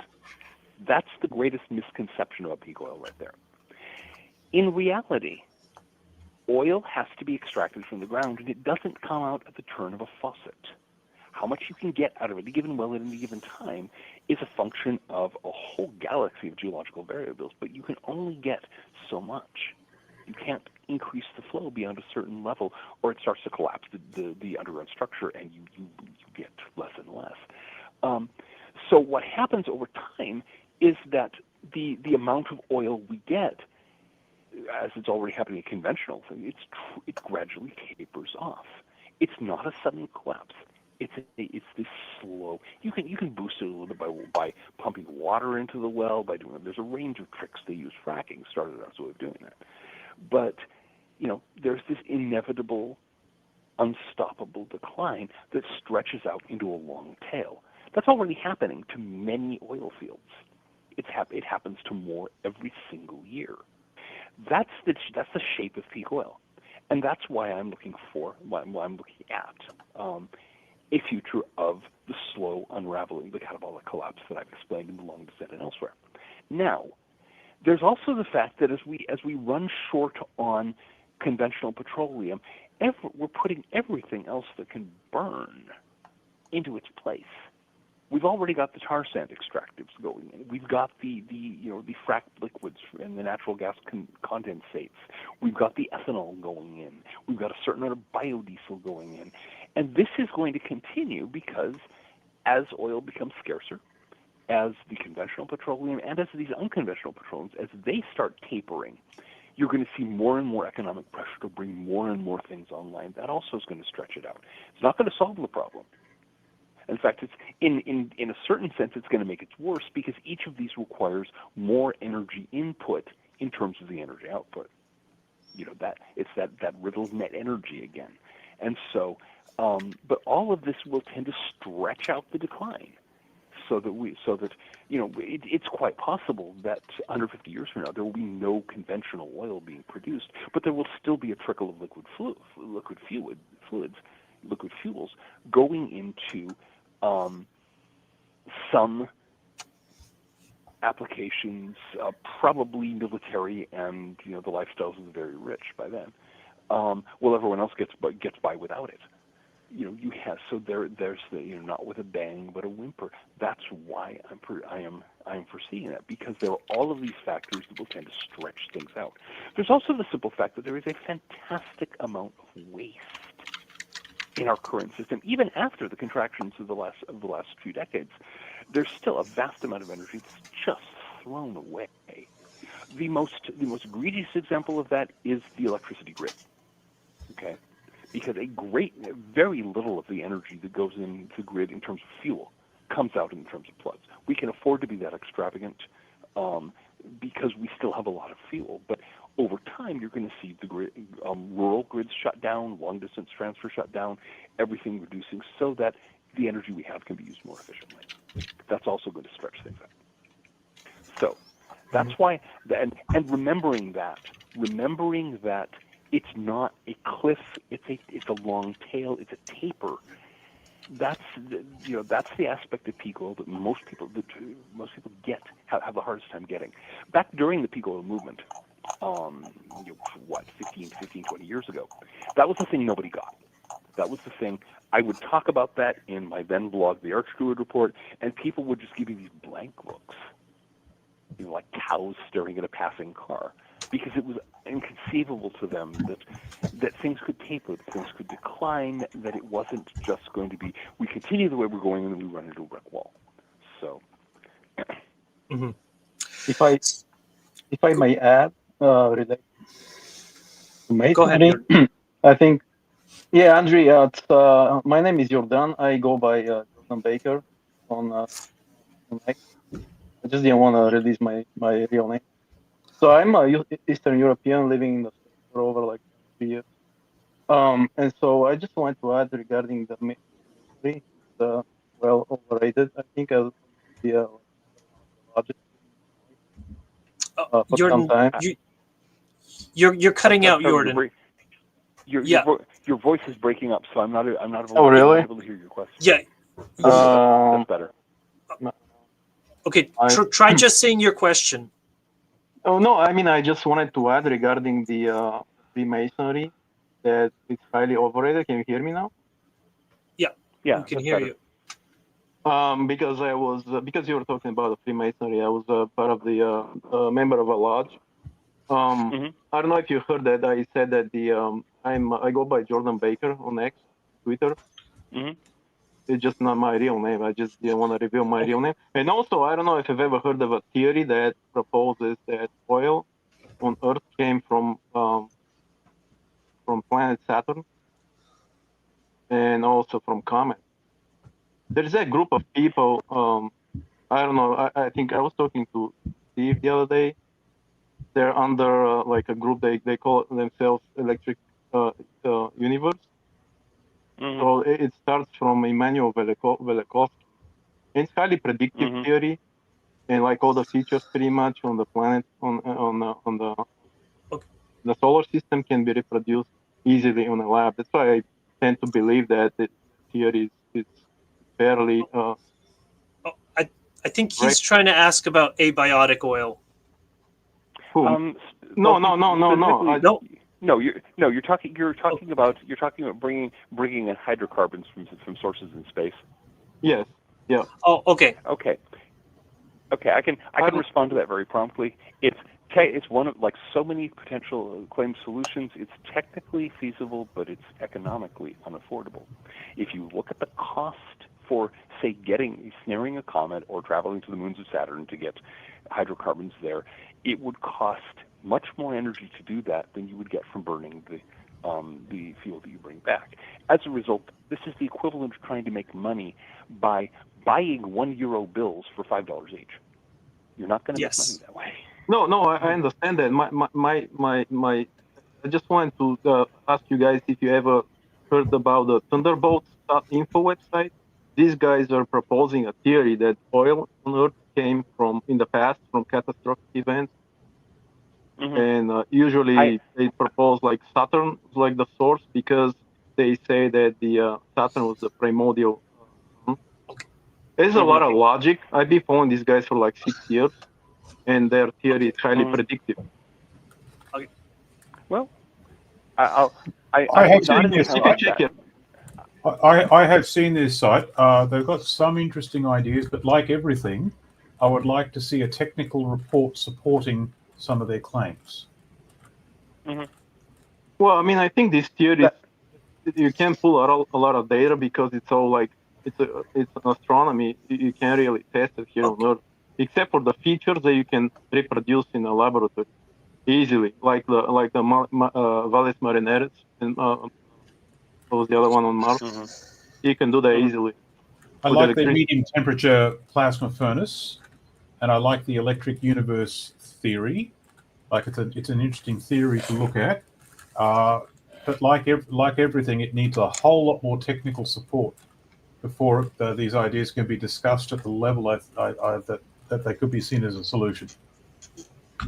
Yeah, and I think that this will go well in with the next one about psychological adjustments and the myth of progress. I know Simon, Michaux, and I were asking about kind of the spiritual aspect, but here in Not the Future We Ordered, you discussed the psychological impact of confronting the end of progress. How can people emotionally and mentally prepare for a future of less growth and resource scarcity? What psychological stages or reactions do you see people going through? Okay, yeah, go ahead. The crucial point here is that progress is our religion. People place faith in progress nowadays in the modern industrial world the way medieval peasants placed their faith in the wonder-working bones of the local saint. Okay, people are not rational about progress. It's a faith-based system. It is progress will save us all and take us to the stars. You know, the endlessly rehashed Star Trek future that plays such a role in the modern emotional economy. It's not a reality. It's just a faith-based system. But being that that's the case, people are deeply emotionally committed to that. When Not the Future We Ordered came out, I actually got a small number of requests for review copies from within the psychological field. None of them did a review. And I heard back channel that they were all horrified because, I mean, what progress? We've got to have progress. I mean, progress is our God. Progress. That's why I ended up writing my later book, After Progress, which talks about progress as a religion. Literally, you know, it's literally our faith. It's where we put our hopes for the future, and letting go of that belief that history is an unstoppable march from the caves to the stars, that what human beings can imagine they can achieve, all of this very emotionally satisfying but untrue, all these claims, letting go of that is amazingly traumatic for many people. It requires a lot of soul searching, and it often involves a period of bitter depression. So we're not talking about something lightweight here. We're talking about letting go of a basic belief about existence.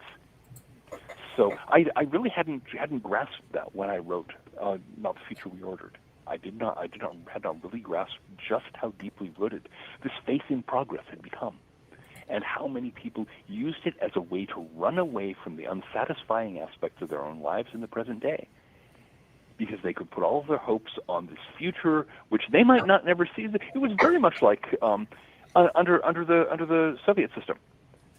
Life may suck now. We're living in a totalitarian police state, but our grandchildren will live under communism.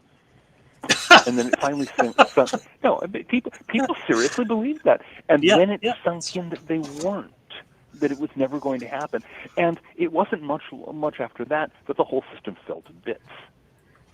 One of the reasons that I think we could go through an equivalent of the Soviet experience here in the United States in particular is precisely that we're facing the same kind of crisis of faith. We've had this faith in omnipotent perpetual progress, and now it's breaking down. Now many people are realizing that, in fact, we're not going to the stars. We're not even going to the other planets. There are good reasons for that. We had to throw 15% of our entire federal budget into crossing the whisper-thin gap between the Earth and the Moon and staying there for a couple of days. And so, it's it's to actually grapple with the end of progress. It can be a very traumatic experience. I am going to encourage people to take that risk, but know that it's a risk. Know that it is a difficult thing to actually just buckle down and realize the world is not heading for a Star Trek future. Tomorrowland has been canceled. Yes. The future is going to be a lot like the present and a lot like the past. And so if you have hopes for, wonderful, marvelous future, blah, blah, blah, you probably need to seek those in some other venue than history, and especially the history of technology. You wrote a book, The Retro Future, Looking at the Past to Reinvent the Future. Yeah. And then you also have the Ecotechnic Future. Yeah, I want coming out soon. I was wondering if you wanted to. Oh no, both of those are reprints. Okay. Those are all Pico books. They're now being brought back out in print form by Sphinx Press, but it's material that I've covered. But the retro future, one of the things that I started talking about very early in the peak oil movement is the extent to which we have made our future much more risky than it has to be. It's as though we've been climbing a ladder and kicking out each rung as we climb past it. So now we're standing teetering on the top rung, and the only thing below us is a drop to the bottom. The retro future suggests that we can literally revive old technologies that are more efficient, more energy efficient, more sustainable, and use those rather than staying stuck in this fantasy of perpetual progress, saying, no, we have to invent some wonderful new solution. Well, maybe not. Instead of throwing vast amounts of money into the latest high-tech blah, blah, blah, urban transit. The urban transit problem was solved 100 years ago. We had streetcars. There were streetcars in every large town and city in the United States. They were effective, they were efficient, they were cheap, they got people places. We all know how they work. All the documentation still exists. It would be the easiest thing in the world to put streetcars back on the streets, but nobody will do it because that's going backwards. We can't go backwards. There you see the religious dimension of faith in progress. You see, we can't go backwards. The past in the religion of progress is the equivalent of hell. That's the damnation from which the great God progress is saving us. And the future is the heaven that sort of dangles in front of us, keeping us running after the latest technological what's it. Okay? So, but the whole point of the retro future, it was one of my least popular books in terms of sales, was precisely because it was speaking utter blasphemy to the religion of progress. It was saying maybe doing something in a proven way away from the past that we know how it works and we know that it works. We don't have to estimate the costs. We can look them up. We don't have to guess at the problems. We can look those up too. I ended up writing another novel, which is also just recently out, Retrotopia, which it's set in a mid 21st century future where the United States blew itself into pieces in a civil war, and one of the pieces has adopted this kind of retro approach and made a success at it. It's actually my most popular novel, so I have some hopes there. But this whole idea of look at the past as a resource, as a place where we can mine ideas that will work. Mm-hmm. That's something that I want to get across. Yeah. I mean, people tend to misunderstand. People tend to, I'll borrow George W. Bush's term, misunderestimate the power of some of these old technologies. I mean, you look at a slide rule. Compared to a modern computer, it's very primitive, right? The slide rule crunched the numbers that put human bootprints on the moon. Okay? Slide rules are powerful things. They also don't take electricity, and they have a whole range of other advantages. I would love to see people reviving. There's a small group of hobbyists at this point, but I would love to see slide rules come back in general. Milo, did you have a question? Okay. So what psychological stages or reactions do you see people going through as they come to terms with peak oil and the limits to growth? Okay, first of all, I don't expect most of them to come to terms with it. One of the things that we've seen over and over again is that people will, if they have a belief, they have some basic belief, they will do triple backflips to convince themselves of that basic belief is true, even if it's being disproved all around them. I expect the generations now alive to go to their graves, still most of them still firmly convinced that progress is right around the corner, that Tomorrowland is still scheduled, as society declines around them. I expect to see them continue this belief. You can see this in late Roman literature, when the Roman Empire was literally falling to bits. And you read these things where, your world is going to bits, guy, but they don't see it at all. It's just, these are temporary problems. Won't it be nice once the emperor fixes this and restores the natural order of things? They don't get it.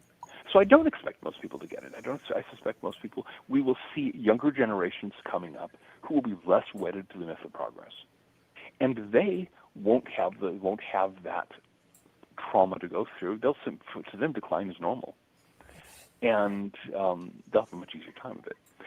For those who actually do grapple with it, there's a point to Elizabeth Kubler-Ross's 5 stages of grief, right. Denial, anger, bargaining, depression, and acceptance. I've seen people go through those.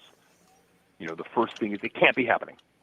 Well, progress is we're going to progress out of this. Then it's anger. Who's responsible? I know it's those greenies over there, or it's these people, it's that people. It's somebody must be to blame. Then it's bargaining. Well, okay, let's go to electric cars. If we do electric cars, then we'll get to have Tomorrowland, or what have you. There's some such things that. Then it's depression. Oh, woe is me. All is lost. Doom, despair. And then finally acceptance, and you wake up to the fact that, no, the world's not falling apart next Thursday. You've actually lived most of your life in a society in decline, and so deal with it. But it can be a slow process, and people can derail themselves at any point in that process. Mm-hmm. Very good.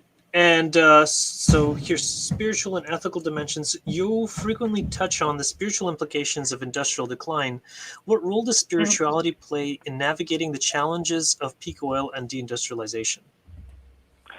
It is normal for people to turn to religion in times of decline. If you will, spirituality is the one infinitely renewable resource. And so... I know, seriously. I expect to see. We're already seeing it in the United States. A lot of people are going back to the church, returning to churches. People are putting more energy into spiritual and religious practices. It's becoming more of a thing. This is also another thing that Oswald Spengler talked about. Every civilization has its own age of reason. Every civilization is convinced that its age of reason is the important one, the one that really understands the world. And then, a few centuries lapse, and the age of reason slams face first into its own contradictions. And people gradually realize that, well, actually, maybe the world isn't something that we can understand rationally. And then the age of reason collapses, and you have what Spengler calls the second religiosity, which is a return to religion as a bulwark against chaos.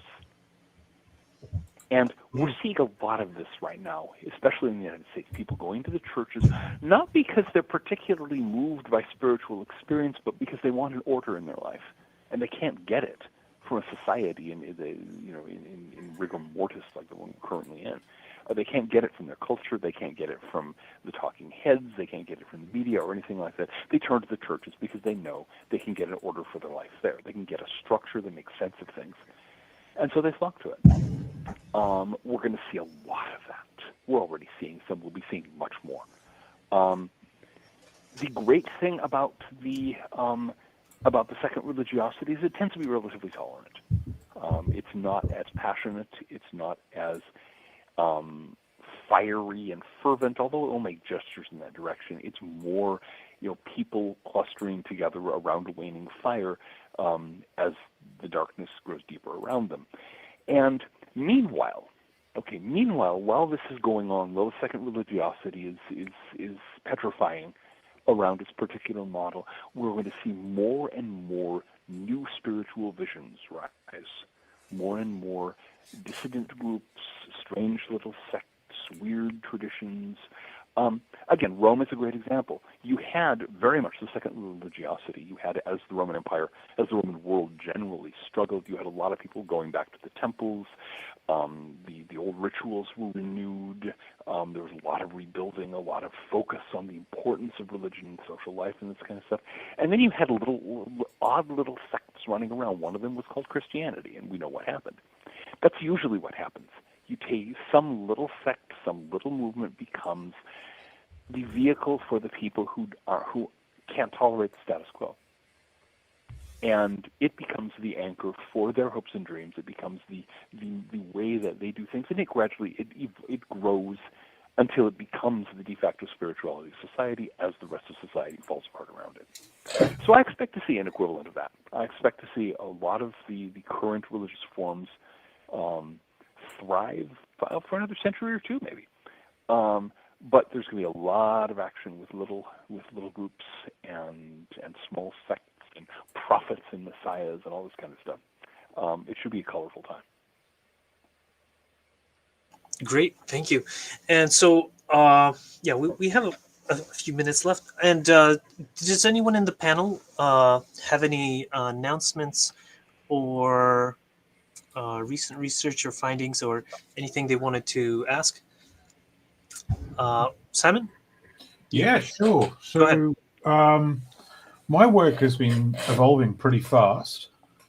My work's just been published peer review, and that's the story that we don't have enough minerals in the ground to do the green transition the way we planned. And it calls bullshit on the entire paradigm that we're working on at the moment. Yeah, it's great. I want to get a copy of that. Go on. Andrii, could you put a copy of the link in the chat and pass it off to? So, John, it's packed full of data. It's public domain. It's been designed to be audited. I can give you the Excel spreadsheets too if you wish. Loot and pillage for your own works, and so on.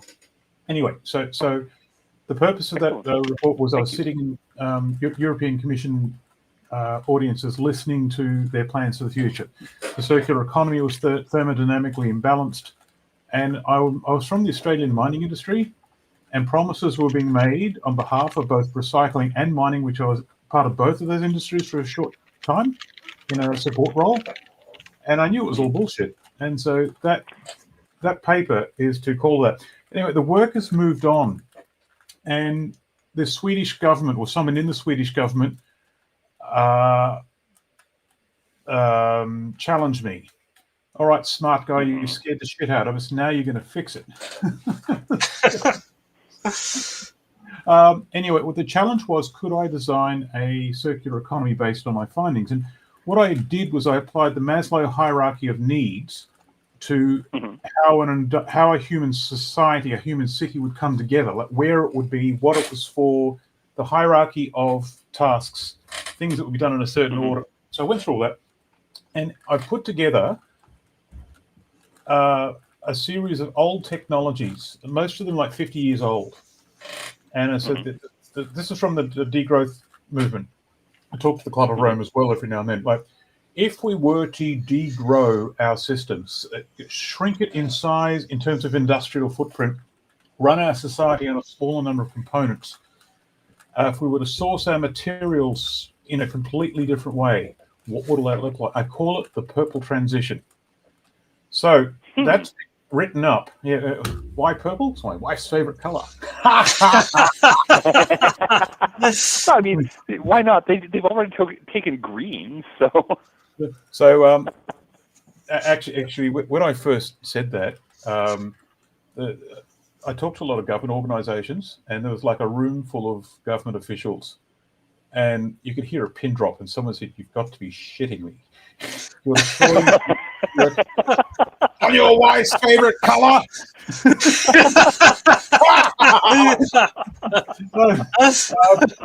Yeah. Anyway, so I put together this. I've been working with the Venus Project. Now they had the premise of, and they're a cornucopian project the way they present, but they're in the process of evolving into something else. Now, the premise behind their work was, if we were to build a human society, and if we were to optimize that society to the quality of life of the people in that society, what would it look like?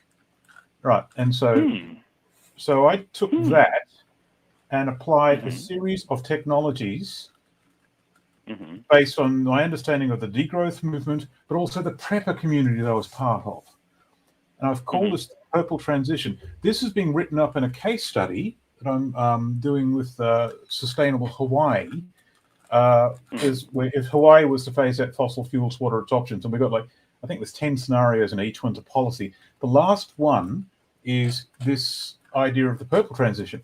So what I'm trying to do here is, if we were to change the rules of how we saw things and the reasons why we did things, and if we cut the crap and actually look at what we've actually got in our past, what would that look like? Anyway, so that's actually coming out. That's it's going to go out to probably peer review, probably first thing next year. It'll be reviewed by the U.S. Department of Energy, U.S. Department of Transport, the U.S. Navy, Hawaiian Governor's Office. There's a whole lot of group that's I've lined up to order. If it survives all that, it'll come out as a GDK report, and it'll be full of data, which has been designed, John, for people like you to rip it apart and use it. Yeah. Anyway, that's kind of where I'm at. So yeah.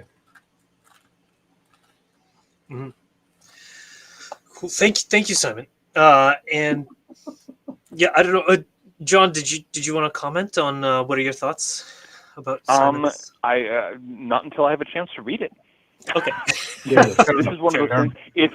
It's a fascinating idea, and I look forward to seeing it in print and assessing it, and probably responding to it in a blog post. So, and if I think very possibly giving it some amplification. And you're giving download my a copy report here. Yeah, if you want the Excel spreadsheets, that's no problem. Yeah, I've emailed John, and I CC'd you, Simon. So okay, all right. Okay, great. Thank you. I will look forward to that. I'm also once the whole thing is available, or once I have a chance to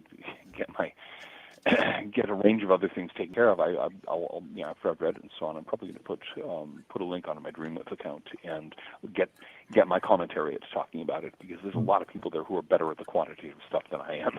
Yeah. The Club of Rome are taking that piece of work that you've now got as the first piece of work that actually defends and defines that the limits to growth report was real.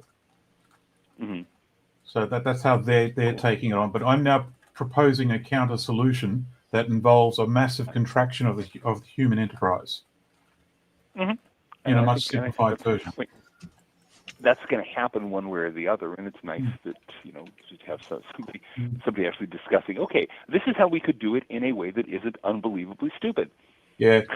Yeah. The problem is we don't have the time to do it for everyone, but I might be able to do it for a small number of people. Mm-hmm. Yeah. So, Milo, you wanted to pick a question? Because you had several. I don't know if we'll have time for all of them. Milo, you have to unmute. Yeah, I have. Can you hear me? Yeah, we can hear you now. Yes. Oh, thank you, Mr. Greer, as well as Dr. Michaux, for your elaborate presentations.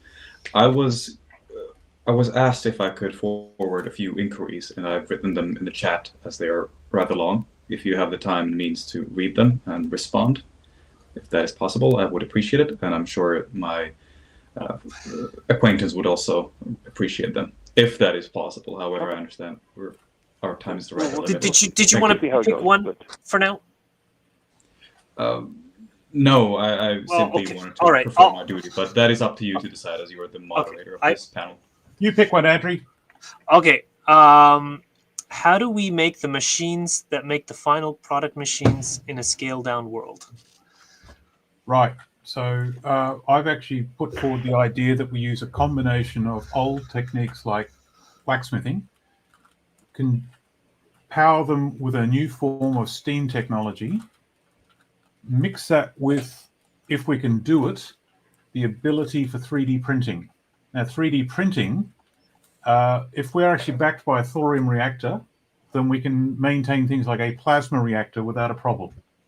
The thorium reactor is simple enough. It's the complexity of a 3-bedroom kit home. Right, so they're much simpler, they're much smaller, and they're simpler to run, and they've got a 50-year working life. The rules of operating this stuff is from an entirely different paradigm. So bring those tools together, a combination of that and some learnings of CNC machining, but without the high-tech lathes. Apply what's been learned, but power it with, say, steam technology. That combination will enable us to make and maintain simple things with simple alloys. And so we have a simplified a set of components to run society on. Yeah, so that's the simple answer to that. I know we're out of time, Andrii. Sorry about that. That's okay. Yeah. Well, I had one last question for John here. And political inertia and local action. So in Dark Age America, you discuss how political institutions often resist change in the face of crises. How can rural and local communities bypass that inertia, start making sustainable changes on their own? And what do you think are the realistic outcomes for human society after several generations of declining energy availability? Okay. The first question I can answer quite readily. The way to avoid getting stymied by political institutions is to have nothing to do with them and to start with your own life. Always start with personal action. You cannot get anyone else to do something unless you're willing to do it yourself. This is the thing that doomed the whole green movement of the last 20 years. It was all somebody else ought to conserve carbon while we're flying, to vacations in various parts of the world. So what you need to do is start with changes you can make in your own life, make those changes, and build from there. You do that, as far as what are the realistic options, we simply don't know yet. We are in, this is, as far as we know, this is the first technic society in human history. It's following the usual pattern of decline and will probably follow the usual pattern of fall, but we don't know how to downgrade and reorganize a complex technological society. It hasn't happened yet. So we're very much in new territory now. The thing to do is not try to figure out what is possible, because that can only be known in retrospect. The thing to do is decide what you're going to try to do and get out there and try and get working on it. See what the possibilities are. Mm-hmm. Very good. And since we're kind of in the last minutes here, I wanted to know if you wanted to plug, because you've got those reprints and tell people how they can yeah, reach you and things like that. I've got let's see. In terms of how to reach me, I'm somewhat difficult to reach by the ordinary channels. I don't do social media and things like that. But my blog is at ecosophia.net, ecosophia.net. I also have a Dreamlets journal at ecosophia, same spelling, .dreamlets.org. Those are my two major venues outside of books. In terms of my books, the Sphinx, I think it's Sphinx.com, but Sphinx Publishing is bringing out all of my peak oil books that have been out of print, bringing them back out again. That's The Long Descent, The Ecotechnic Future, The Wealth of Nature, The Retro Future, After Progress. I think those are the ones that they've got. And those can be had via your favorite online or better yet, ordinary local brick and mortar bookstore. They're available to through all the usual distribution channels. I'm always writing new stuff, and so stay tuned. On that, you were saying how you don't use social media, but I've noticed you have a Twitter and things like that. I know. I don't have a Twitter account. Somebody else has a Twitter account in my name where they post chunks of some of my blog posts. Oh, that's what's happening, because that's how I initially reached you. Yeah, yes, exactly. I have never been on Twitter. Okay. Even of course in the pre-Elon Musk period, especially during the latter days when it was so heavily censored, I didn't even bother to try. But the thing is, I don't have enough. There are, frankly, are not enough hours in the day for me to spend doing social media. I would rather be writing books. Fair Yeah. enough. Yeah. Okay. All right. So, any final remarks, anyone? Can I ask if Simon has a Twitter account? Oh, well, there was. He just said he didn't have a Twitter account. So ecosophia.net. Simon? Oh, Simon Michaux. Oh, I do have a Twitter account, but I hate social media. So I put a few things on it and decided I started getting a lot of negative feedback that just didn't serve. And yeah, so I think I found you, but I thought that might not be you because you don't have much activity going on. I just got the shits with it. And it's like that. People would take my 1,000-page report out of context and I'd have to defend it with like 20 characters. And I'm not allowed to say things like kiss my hairy ass. So I just thought I'd leave it alone. Good heavens. What has the world come to where you can't say that to us? That's a real European. Yeah. I just wanted to say thank you so much. I really like your look at things. And I like the fact that we both agree on the moribund institutions becoming useful again. Thank you. Oh yeah, well, thank you for letting me know that you joined the Oddfellows. That really does. That's an old. The idea that those old institutions can be revived again. That's really dear to my heart. It's really good to hear from somebody who's doing something about it. Thank you. Yeah, and we have these peak oil chats monthly, and so if you wanted to join us again sometime, you're welcome to. Thank you. We will. I'll see how the schedule goes. We can discuss it. Okay, sure. On email or what have you as things goes. Okay. Sounds good. Okay, so as we found you, we leave you in the love and in the light of the one infinite Creator.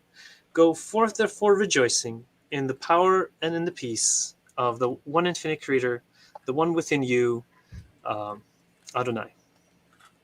All right, I ended the stream there. Thank you, guys.